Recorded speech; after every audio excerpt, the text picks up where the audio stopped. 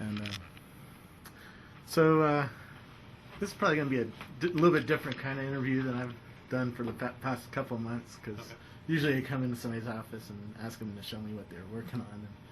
But who are you anyways?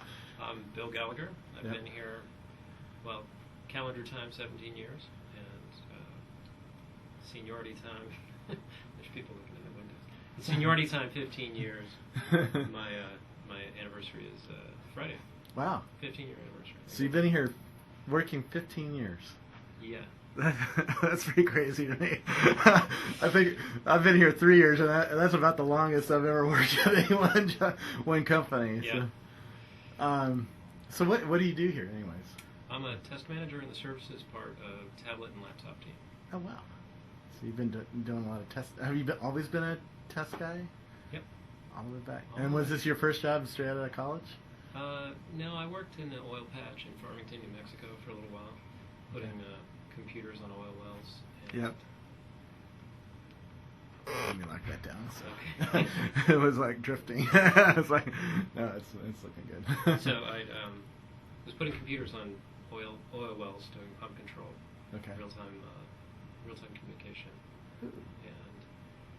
And then I did work at Los Alamos National Labs for a year. Yeah.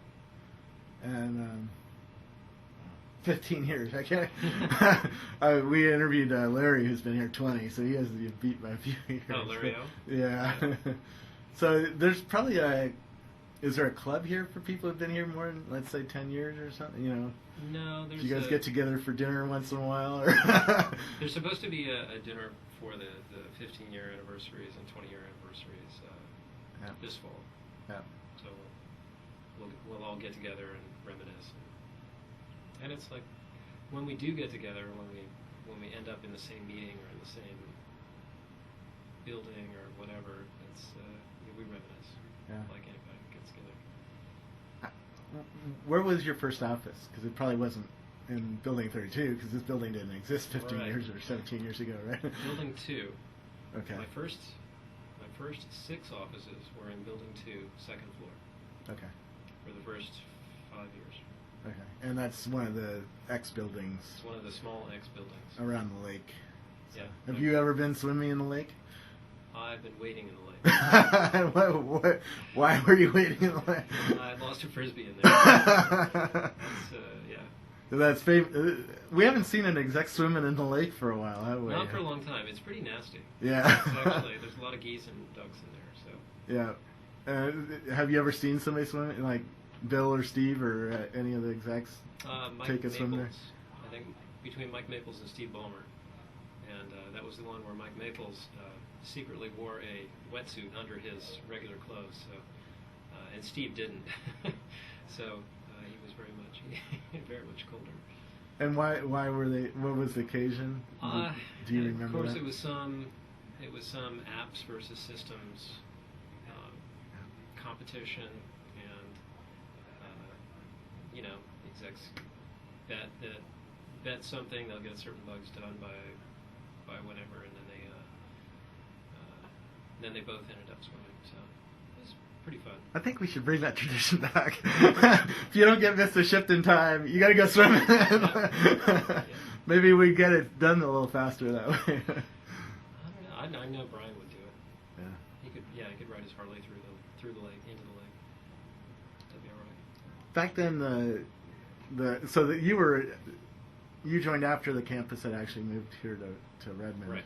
Because before that was in Bellevue, and before that was in New Mexico somewhere.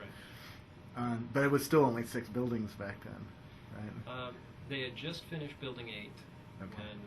when I arrived, and they were working on Building 9. So. What do you think about it? I mean, did you ever expect it? When you joined, what was your first interview like, by the way? My first interview was, I went from 7 a.m. to 7 p.m., talked to 11 people, and I got asked a wide variety of questions, some of which actually are used as demonstrations of questions that you shouldn't ask in interviews anymore. Oh, really? So, like what? I don't know. Can I say it? Sure. It had something to do with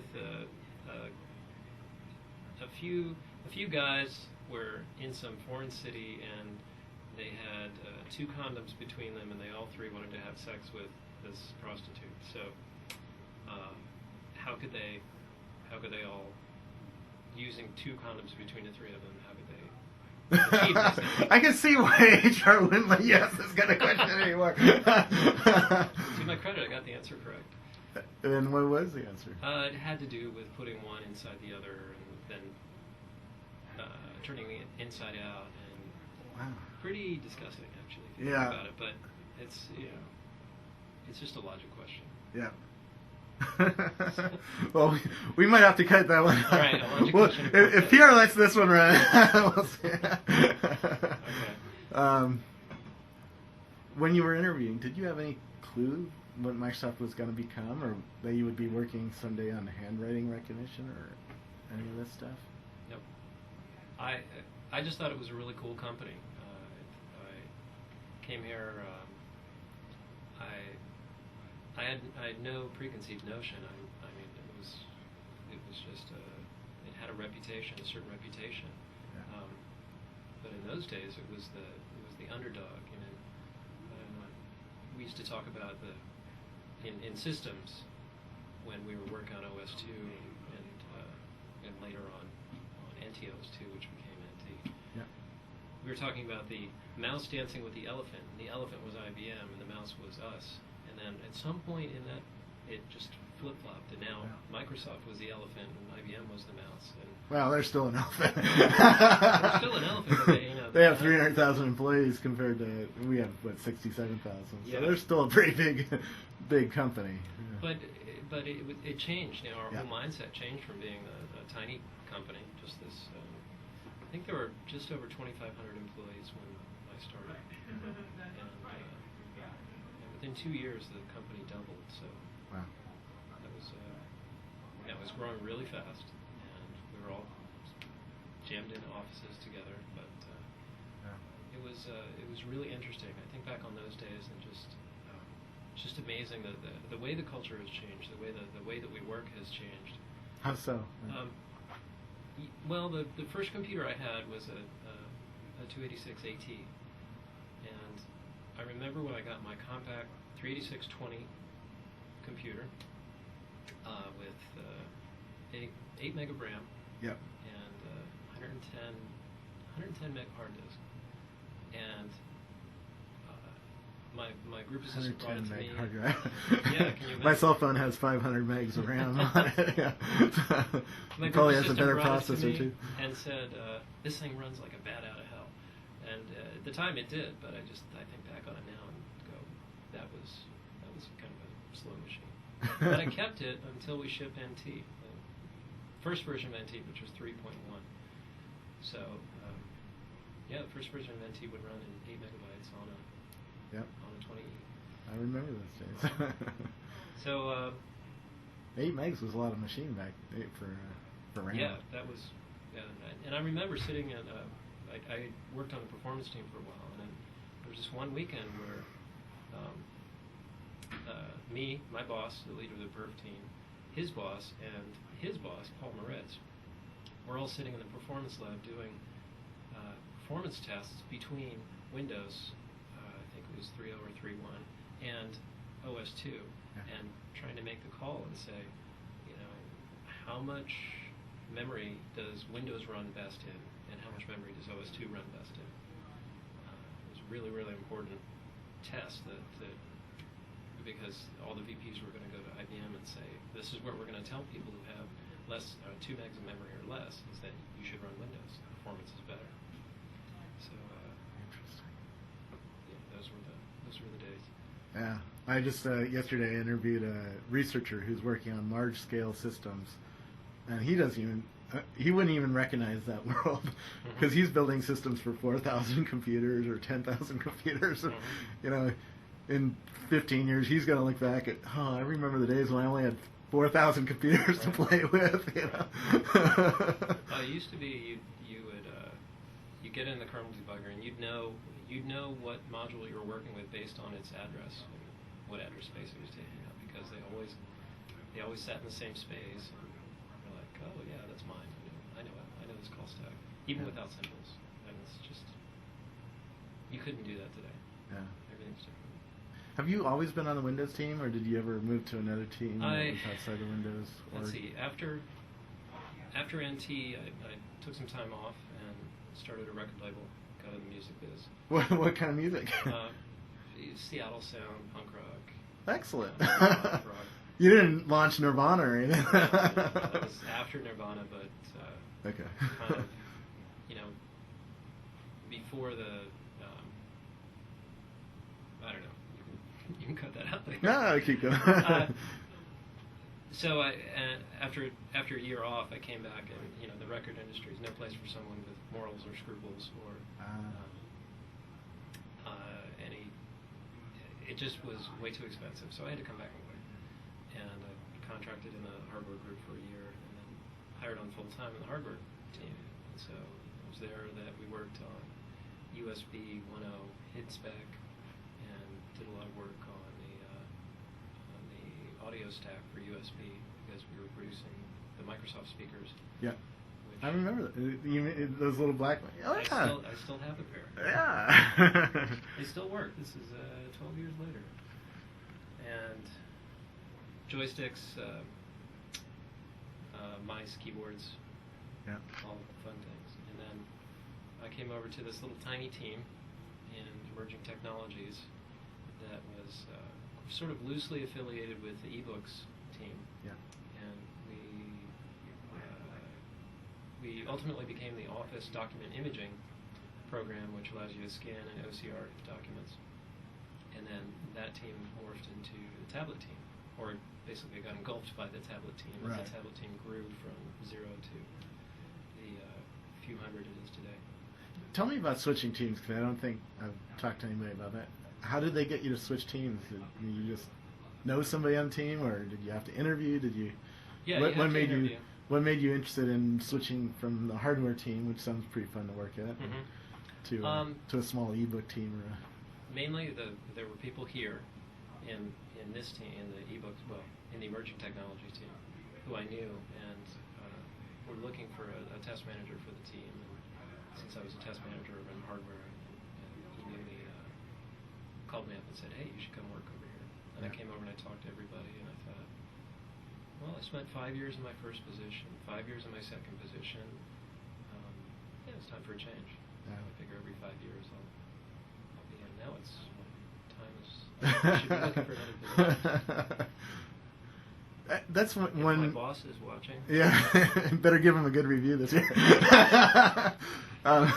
That's one advantage of working in a big company, right? If you get bored at something, or you can move to another. If you get bored of working with tablet, you can go to Xbox or SQL Server.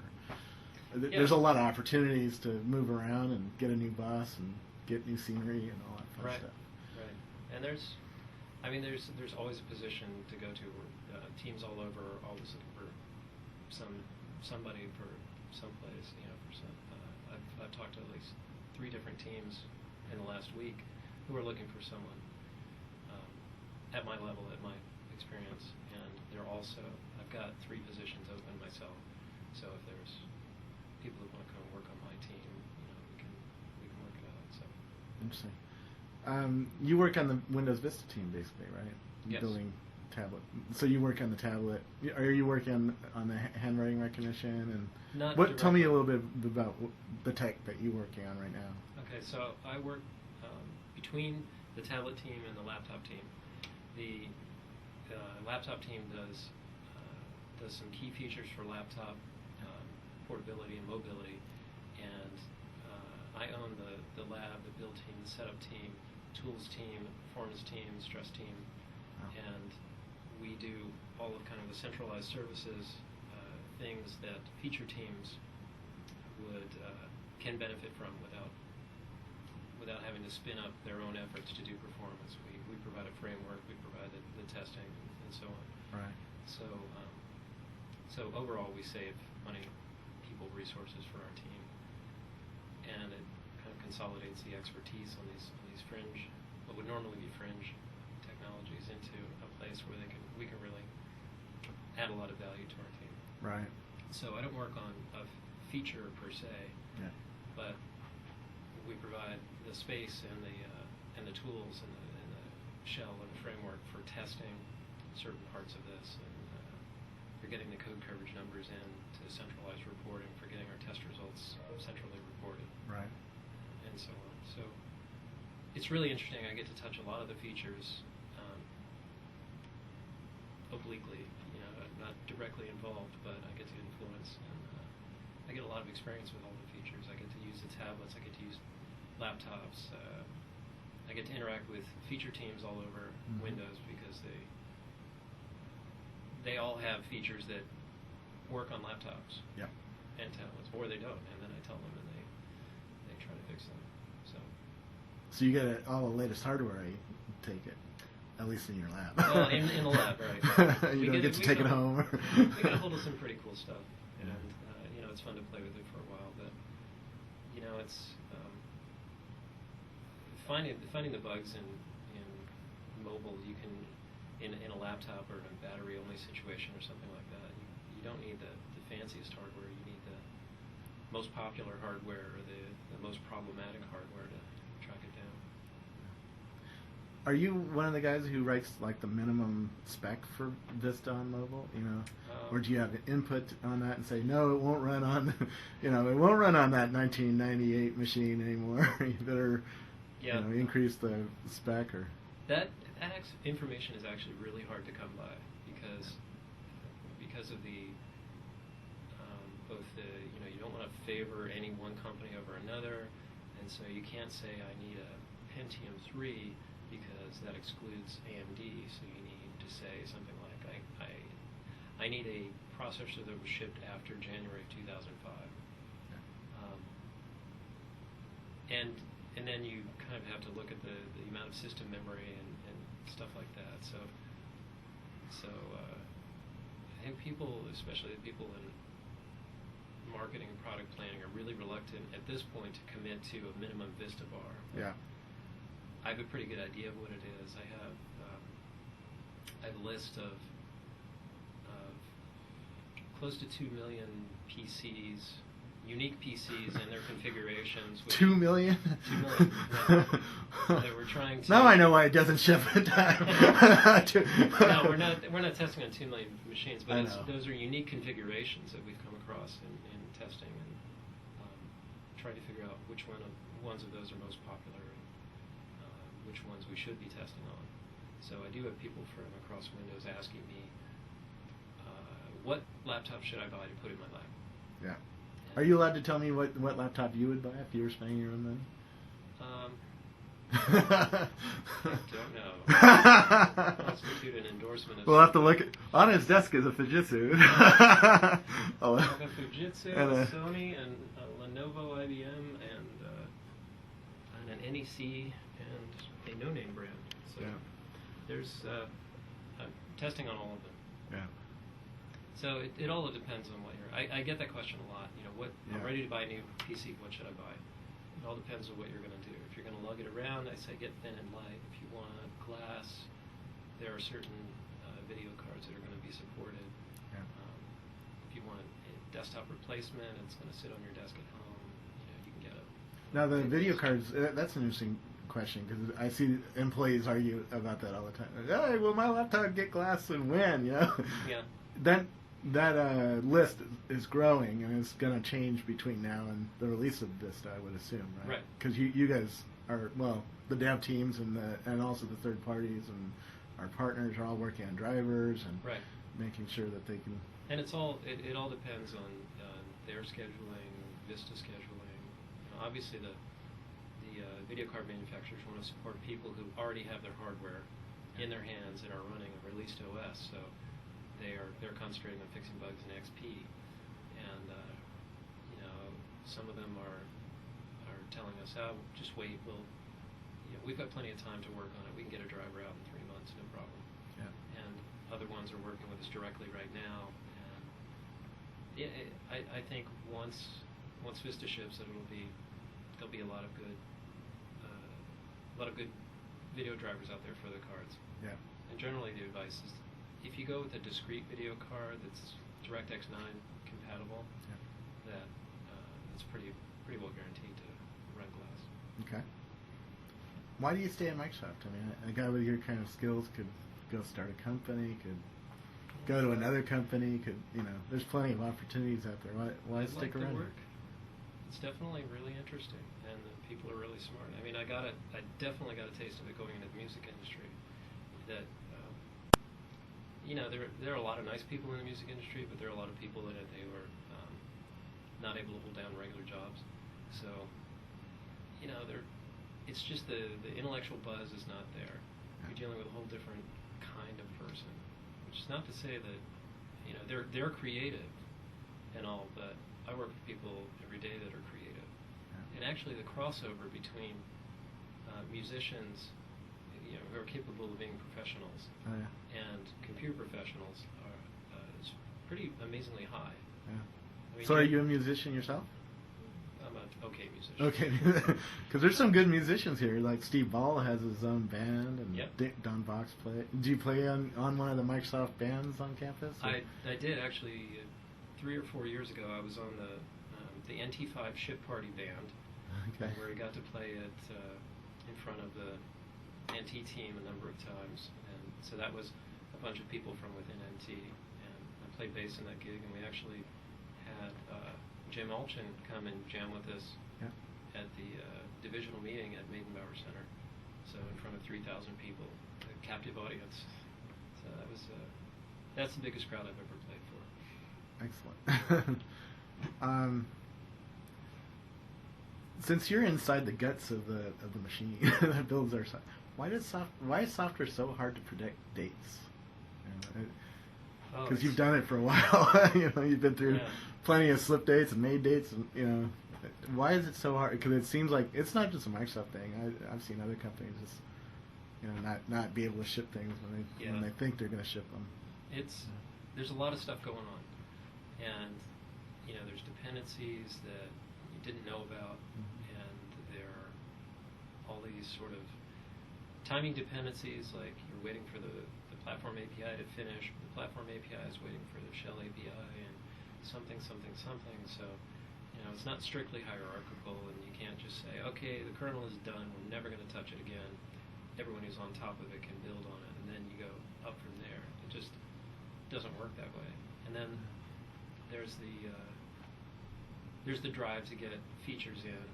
People really want to see these features. Customers really want these features, and we can either cut them or put them in, or and if we cut them, well, then is anyone going to want to buy it because it doesn't have this great feature?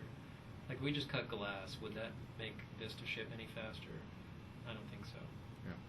And there. I don't know how many millions of lines of code in the system, but I know that it's a lot. Yeah. It's a lot. It takes a bank of computers 7 hours to compile it. So. And those are really fast computers. Yeah. Yeah, it's pretty impressive to be over in the build out and see 40 really high end, Yeah, and multiprocessor machines. We had in our group, the build took earlier this year, or early last year, it took about 22 hours. Because we had last year's hardware, so we finally had to upgrade and reduced it to 6 or 7 hours. So, it's just huge. It's try to imagine getting thousands of people to all march in the same direction. And it used to be that some one person could sort of hold the operating system, the model of the operating system, and all the interactions in their own head. And a person like Dave Cutler. And that kind of person, just doesn't exist anymore. There's too much going on, and so I don't know how we're gonna get through the next phase. I think the work that I'm doing, I'm trying to get people to stop innovating on process, innovate on features and functionality, but quit trying to reinvent the process every time we come up with a release, and let's build something that we can depend on. Yeah. And then, like the build, we want to get the build out every day on time. So we want to get test results out every day on time. We want them to run to completion. Like, we can build that kind of framework that we can absolutely trust the results and absolutely know that they'll run anywhere, everywhere, that'll free us up to do more interesting work and find more bugs or make it faster or whatever. Yeah. For somebody who's not in software development and certainly not in a big company, it's hard to understand that. From the outside world, it's like, why they slip their dates a month or 2 months or whatever, or years in the case of some of our folks. What would you say to them? Is there a tour you can bring people on around Microsoft to demonstrate, sort of why it's hard to build software with thousands of people? Or well, it's I don't know if there's a tour I can bring them on. It's there's certainly, I think, keeping people enrolled in the vision of the operating system, for instance, and saying, this is what we have, this is what we're going to release, and try to get them to look up from their own feature, their own area, and say, okay, I'm done. Let me go help some other team who needs the help finish up, rather than saying, okay, I'm done. Hey, I've got more time. Let me do another feature for my area, and let's get everyone working together. Yeah. But that's hard because then you've got people who are not well versed in a particular area, kind of jumping in there. Yep. That's it's possible to create more bugs than you fix. Yeah, it's the mythical man problem, right? You don't make a baby in 1 month with 9 women, right? Yeah. It doesn't work that way. It doesn't work that way. So I guess it's a balancing act, certainly. You've got to balance test, dev, program management, and figure out where the long pole is, and fix that. Either get rid of the dependencies, fix the feature. I don't know. Yeah. It all depends on the feature itself and what its challenges are. Yeah. How does a feature get into an OS? Let's say tonight you go home and you think, man, I really want to do something in the next version of Windows. It's a good thing you said next version. Yeah, because I know you're not going to get into Vista. That's locked down, feature complete. But let's say you had a dream tonight and say, I wish I could do this. What's the process of doing that? From my position, I would take it to one of the product planners in our team, or talk to one of the product planners in the area that I think it would fit best in, and investigate whether they had thought of this before, or if they'd done any customer studies in this area, or if they saw any value in it, and then talk to them, maybe write a mini spec, give it to them, and if they buy off on it, then their program management can write the spec, and then you can dev and test it. Yeah. But I guess it's fairly simple to come up with an idea and get it to the right people. Does it fit into the overall vision, and does it hang together well with the other features? Does it make sense to have that in the box, or should it be a separate product in its own right, or is it just we're not interested in it? Isn't this where some of the frustration comes in? Because you might come up with a feature and not be able to ship it for 5 years, because it might be, not the next version of Windows, but the version after that. Finally, it makes sense for for your idea to fit in with the other stuff. And I'm sure there's lots of instances of. And even if it is in the next version of Windows, it's still a matter of time. Whether that's 24 months, 36 months, or 48. You don't know exactly what the time scale is going to be, but it can be frustrating waiting for the world to get the feature that you've probably coded. Right. Well, and also the world has their needs. I mean, the people in the world want certain things, and people want wireless access everywhere, and so we want to enable wireless access. So if you're walking around and there happens to be a wireless access point that you're allowed to access, then we want to be able to make that easy. But maybe you're talking about a feature that people don't know they want yet. Yep. So I don't know. It can be frustrating, but I mean, showing the value in what people are going to get out of it, and then putting it in front of, doing some user research, putting it in front of people and letting them see it and go, oh wow, I really want this. Yeah. And I think the user studies on Vista, people take a look at it and play with it and they're like, wow, I really want this. I want this on my computer now. Yeah. So I think the team is. Well, Vista's an interesting thing because there's a lot of high level gloss. You know, the Arrow glass looks different, the UI looks different, and you start playing with it. Oh, there's search and stuff, but there's a lot of depth to it. You know, the audio stack's completely rebuilt, right? Mm-hmm. And you don't see that when you play with it for 5 minutes at your favorite computer store. You know, Right. You see that after you use it for a few hours and you try to play, 4 songs on it one time and it doesn't fall over and it keeps going, Right.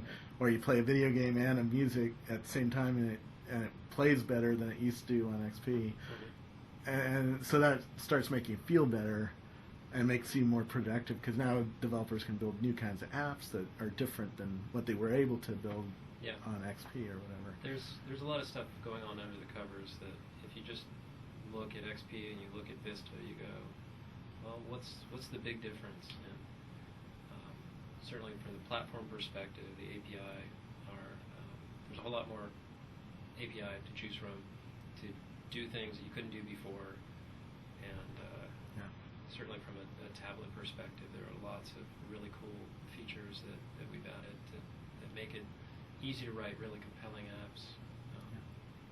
And those kind of apps, that make it easy for a person to write, a tablet app kind of helps them get their program out to the world faster. Then that changes the overall customer experience because they have all these little add-ons that make it theirs. Yeah. So. Yeah, we've gotten quite a few videos coming out on the handwriting recognition, so on, and other tablet features that are coming out that are real impressive. I'm playing with it, and it's like, wow, it's so much better in terms of recognition quality and user interface feel, I guess, emotion feel. What else is there to know about Microsoft from the guy who's been here a while? I've been here 3 years. I have one view of it, and people who've been here, like you and Larry, have seen it grow up really, and Well, certainly the commute has changed. It used to be if you lived in Seattle, you were doing the reverse commute, and now it's the other way around. The area has changed.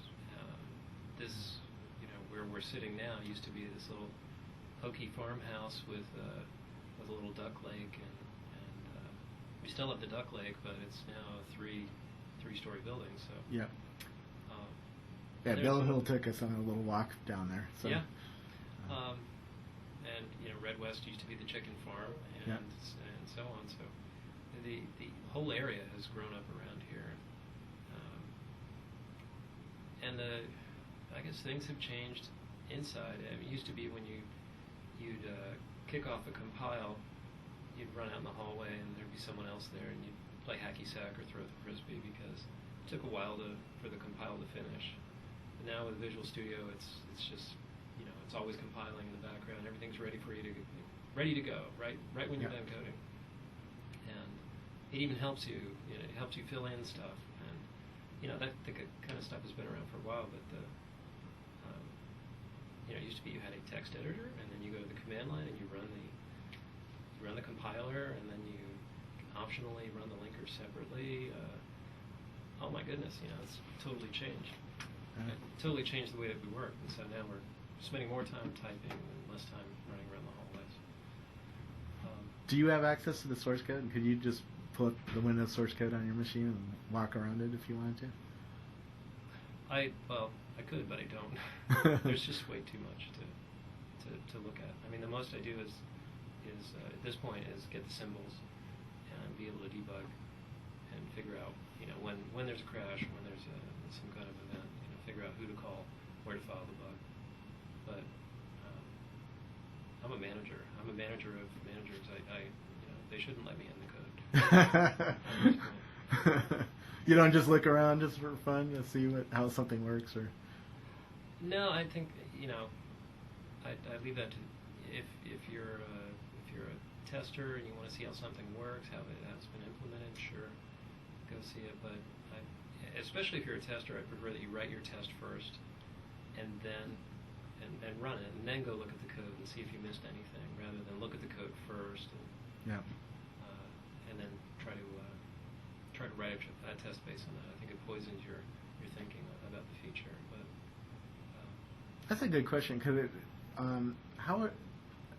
what skills are different today than they used to be when you got your job? The people you're hiring, are they different than you were? Certainly, the skill set has changed, or maybe it's just the number of people that we're hiring. Maybe colleges have been churning out the same number of really skilled CS graduates, and they're just getting snapped up faster. I don't know, but certainly the skill set has changed. There are a lot fewer students who have sat down and implemented, have written an OS. Yeah. They've written like little parts of an OS.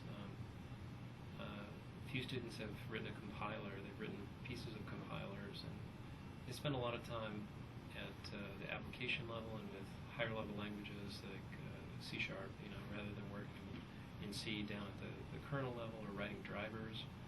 And I haven't run across an assembly language programmer in years. Yeah. And coming out of school, you mean? Coming out of school. Yeah. Or even even here in my they're pretty rare in the company. Yeah. They're all gods, aren't they? Yeah. So somebody's got to know how to. Somebody's got to understand how to program down on the bare metal. So somebody somewhere needs that skill. I don't need it in my group right now. I need more debugging skills. Yeah. It'd be great if people could learn how the compiler works, and how the call stack works, how the frames work, and just when you're in the middle of nowhere inside the debugger, how to find your way out and figure out what happened to get you into that break. That's really important, especially with the drivers that we're working with. I mean, laptop drivers are really problematic right now because there's so many different laptops and so many different configurations and whatnot. But just figuring out where it's failing is pretty difficult. Interesting. If you were in school right now, what would you be studying for, let's say, 2 or 3 years down the road when you're out in the real world looking for a job at a company, software company? I would. My best advice to students or computer science students is to program.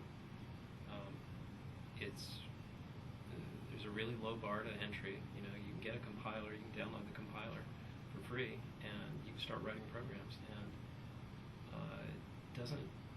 Some of the most talented people on my team haven't even been to college, and so it's not the college experience itself that's essential. Although I think that's really important. Yeah. It's getting in there and programming and using it and understanding how things are put together and how to solve problems programmatically. Yeah. And the best way to get that experience is by doing it. Yeah. And sort of like, do you go to college to learn how to write? No, you got to write. Right. Yeah, college can sort of help give you some experiences to talk about that you still Right. need to know how to write. Yeah, and it's just practice. Yeah. And, the more that you write, the more problems you've come across and solved, and it just makes you more versatile, and things come easier. I think once you've learned one language, learning another is easy, and once you've learned how to solve a problem, solving a similar problem is easier. Still, there are tricks that you learn in college. That if you take an algorithms class or data structures, there are important things that you should learn about how to represent data, how to solve problems